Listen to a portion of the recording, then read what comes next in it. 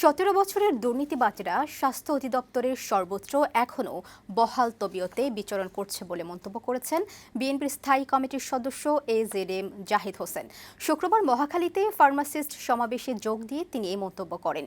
জাহিদ হোসেন বলেন, অন্তর্বর্তীকালীন সরকার জনগণের আন্দোলনের ফসল, মানুষের আকাঙ্ক্ষা বাস্তবায়ন করা তাদের দায়িত্ব।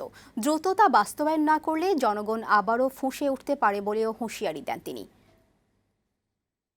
প্রশাসনের সর্বত্র, বিশেষ করে স্বাস্থ্য প্রশাসনের সর্বত্র অ্যাডভাইজার আর সচিব আর একজন দুজন ডিজি বাদ দিয়ে সর্বত্রই আওয়ামী লীগের প্রেতাত্মারা বসে আছে। তাদেরকে ইমিডিয়েটলি ওখান থেকে যদি রিমুভ না করা হয় তাহলে এই স্বাস্থ্য সেক্টরে কিন্তু সংস্কারের জন্য সরকারের যে উদ্যোগ সেটি ভেস্তে যাবে।